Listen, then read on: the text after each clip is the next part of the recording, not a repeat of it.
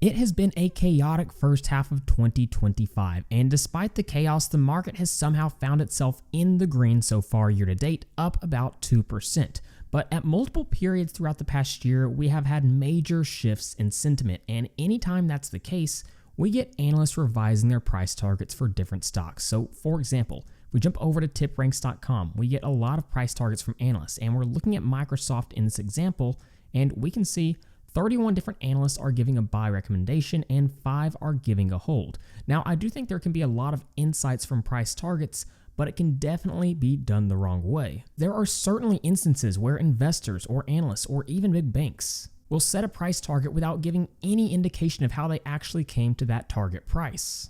To me, that makes absolutely no sense. So in this video, what we're going to do is actually back into a target price for 3 different stocks that are constantly on my watch list. And to do this, we're going to mathematically back into the numbers. None of this will be based on speculation or hype. So let's go ahead and dive in. Now, the first stock we're going to be looking at is going to be Microsoft Corporation, MSFT. When we look at Microsoft, we can see as of right now, it's literally trading at its all-time high in the last 5 years, up 143% in the last year, up about 7%. And if we simply look at them year to date, already up around 13%. Now, if you've been watching my channel for a while, then you know that Microsoft is one of the largest positions in my personal portfolio. In fact, it's the largest individual position behind my ETFs, currently making up about 7.6% of my portfolio.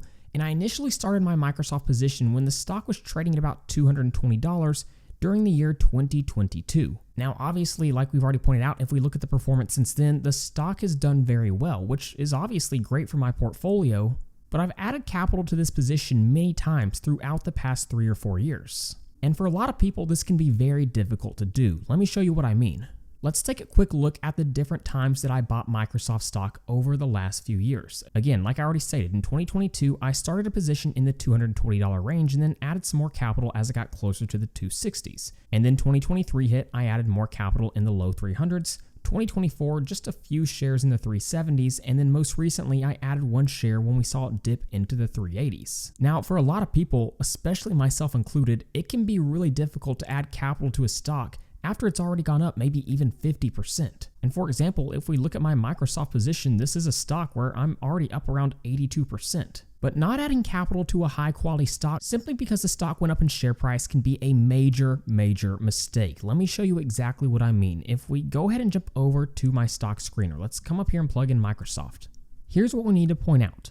Look at the revenue per share in 2021. Remember, if we're buying the stock in 2022, the last full year of data we'd have is 2021, and revenue per share came in at $22.27. But look at what happens in the following years. The underlying fundamentals continue to get stronger and stronger. The same is true with earnings per share. In 2021, EPS was about $8.12, but look where it was at the end of 2024, $11.86. So we're not just looking to buy stocks below their intrinsic value, we're looking to buy them below their intrinsic value, and we're looking to buy stocks that are growing their intrinsic value. And this graphic that I put out on Twitter just the other day explains it perfectly. Yes, we want to buy it when it's below intrinsic value, but again, it's much easier if you simply buy stocks at the same time who are also growing their intrinsic value. And that's exactly what was happening to Microsoft over the last few years. And this is why price anchoring can be so dangerous. Again, this is when an investor fixates on a past stock price, typically your purchase price, and uses it as a reference point for future decisions, even if that price has no relevance to the company's current fundamentals. Let me give you a quick example. Microsoft was trading at a cheaper price in the 380s this year than it was trading in the 370s in 2024. You might be thinking, how can that be the case? It was a lower price in 2024. Well, we have to remember, we have to think in terms of valuation. If we look at the price to cash flow ratio charted out for Microsoft over the past 5 years, this is where their price to cash flow ratio was during 2024. For the majority of the year, it was at least above 25, and the beginning of the year, it was above 30. But look at where it dipped down to in 2025 when I added in the 380s. The price to cash flow ratio got all the way down to about 20.47. So because Microsoft is able to continually generate more free cash flow than the year before, that means even if it's trading at a slightly higher price, it can still be trading at a cheaper valuation. On top of this, this company has all the signs of a high quality company. We can see the debt to assets ratio is improving, high levels of return on invested capital, one of the number one indicators of a high quality stock. And if we look at the profitability sheet, what we can see is the company not is only generating more in revenue, generating more in earnings, but the gross profitability ratio of the company is increasing as well. That's a clear sign of pricing power and a competitive advantage. And on top of this, like we love to see, they are a dividend growth stock, growing their dividend at a very healthy rate while simultaneously maintaining a very low free cash flow payout ratio. So those dividend payments are growing every single year. Now, with all this being said, Microsoft is now trading at $480.24 per share at an all-time high. How much upside is there by 2029? Well, we need to create our Microsoft price target. Now, again, to do this, we're going to use hard data. We're not going to let market sentiment or our emotions play a role in this. So how can we do this? Well, we have to remember price targets are a result of simply two different things. The first element is going to be the future earnings of the business, and the second element is going to be the future PE ratio of the business. Now, we can actually get to our 2029 price target quite easily by using the ticker data software. Again, this is what allows you to automatically import stock financials straight into your spreadsheet. So let's come over here to 2024, use the ticker data function. We're going to select Microsoft. We're then going to select EPS. And then we want it for the most recent year, which is 2024, and hit enter. And again, we can see 2024 EPS comes in at $11.86, which again is exactly what we saw earlier.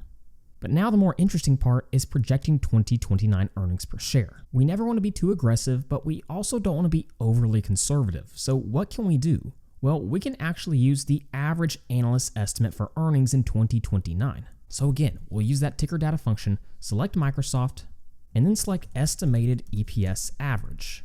Close the quotations, and then we want the estimated average earnings for 2029, so I'll type that out and hit enter.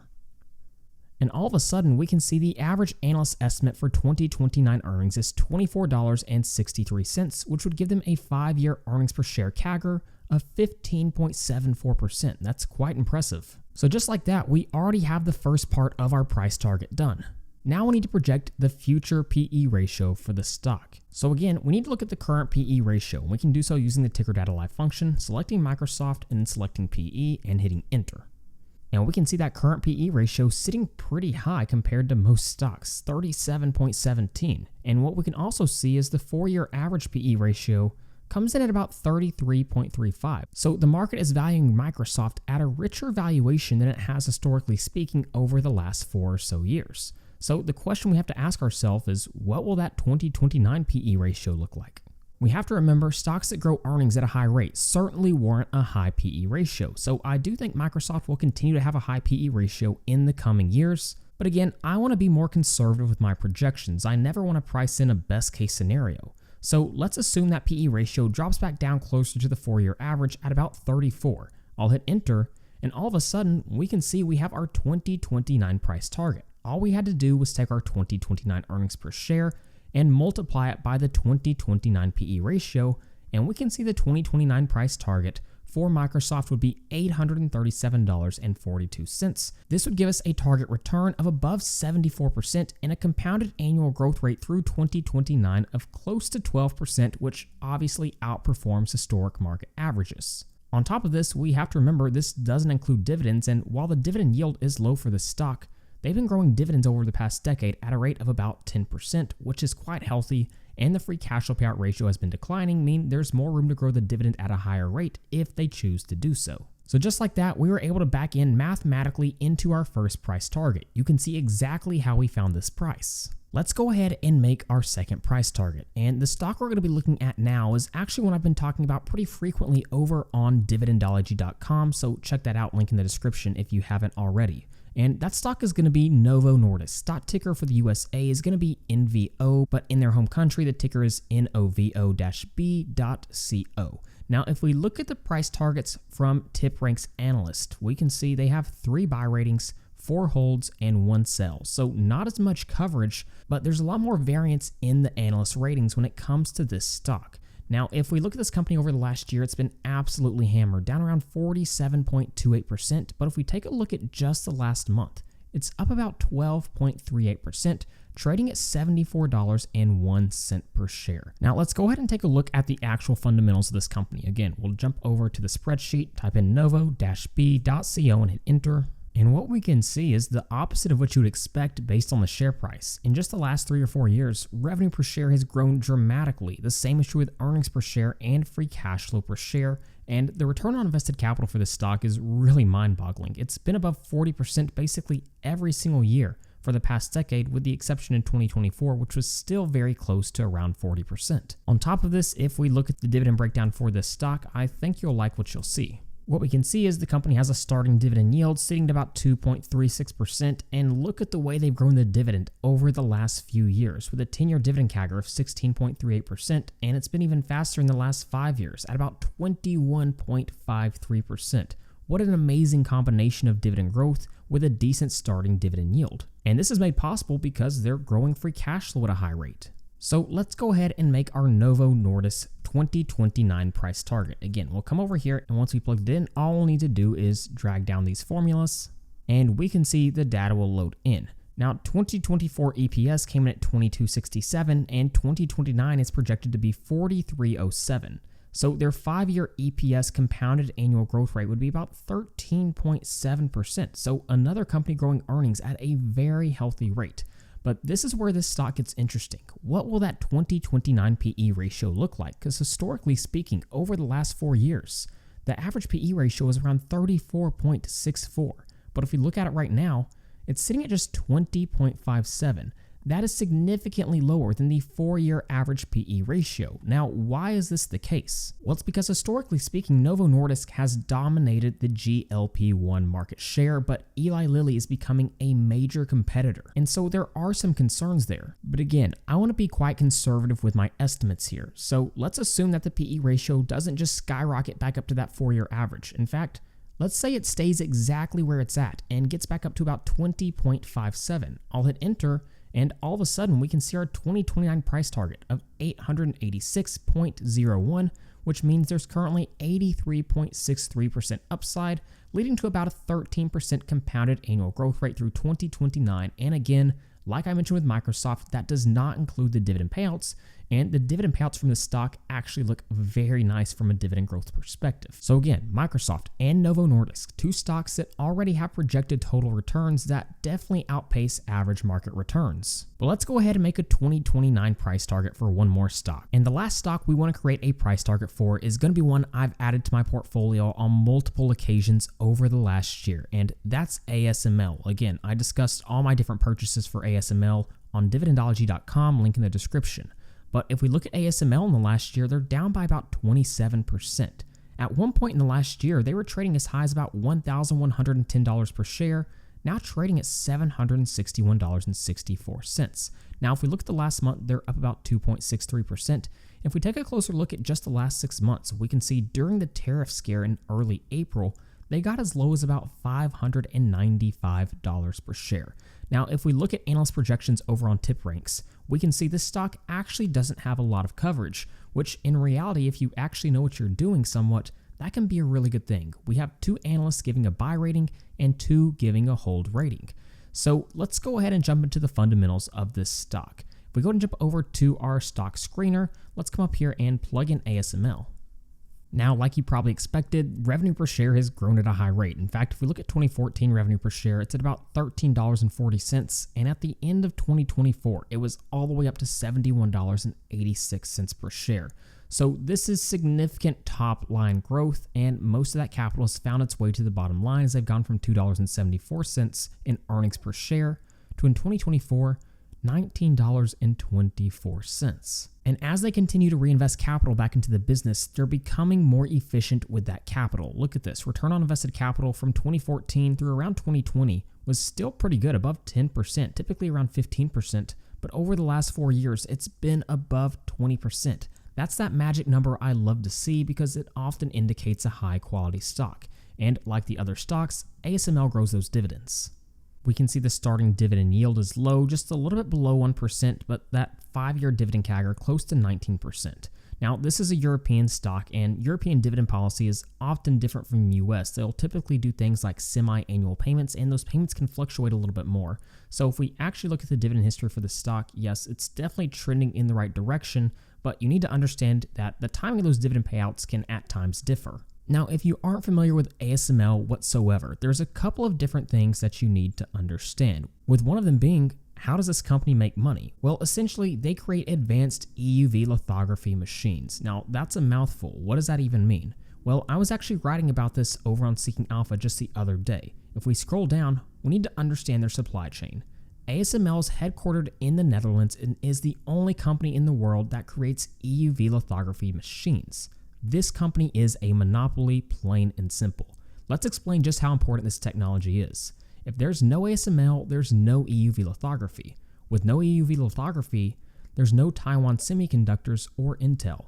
Without those companies, there's no NVIDIA GPUs, no Apple or Qualcomm chips, no iPhones, no cloud servers, or no ChatGPT or no Tesla self-driving tech. So without ASML, the entire way we live our lives on a day-to-day basis completely changes. And this gives ASML a massive monopoly. And that's exactly what we want to see out of the stocks that we're buying. Now, ASML's up about 10% year to date, so is there still upside with this stock? Well, let's go ahead and create our 2029 price target for ASML. Again, we'll come over here and drag this formula down. Now, this data will load in, and the first thing that points out to me is this company is projected to grow earnings over the next 5 years at an over 20% EPS compounded annual growth rate. That is absolutely staggering. We can see 2024 EPS at $19.24. 2029, it's projected to be at over $48. So this is a rapidly growing stock, rapidly growing earnings, revenue, free cash flow, and will also grow those dividend payments as a result. But despite this really high earnings growth projection, we can see the current PE ratio significantly lower than the 4-year average, which was sitting at about 38.37, which I know sounds quite high, but when you're talking about a stock growing earnings at above 20%, in the grand scheme of things, that's not too bad. But even with that being said, again, let's be conservative with our projections. Let's assume the 2029 PE ratio, again, is pretty much exactly where that current PE ratio is and only gets up to 30. As an end result, we could see our 2029 price target would be $1,441.53, leading to a return of around 90% or a compounded annual return through 2029 of 13.61%. So in all three of these scenarios, we're looking at stocks that are already quite large and have rebounded a little bit in the last few months. But despite this, they're still growing earnings at a high rate. They're trading at a decent PE ratio compared to the historic average, and as a result, their 2029 price targets still look very attractive. And again, it's important to point out, these price targets we found were completely based on the data, and that's exactly how it should be. So yes, I do love looking at other banks, analysts, and investors' price targets. But be very careful and take them with a grain of salt, because it's often not explained how they actually came to those price targets. And remember, true price targets are a byproduct of just two things: the earnings per share in the future and the future PE ratio. With those two data points, you can back into the price target. Like always, if you'd like to download any of my spreadsheets and also get access to the ticker data add-on in Google Sheets, allows you to automatically import stock financials straight into your spreadsheet, then you can head over to tickerdata.com at the link in the description. So with all that being said, thank you guys so much for watching, and please don't forget to like and subscribe to the channel.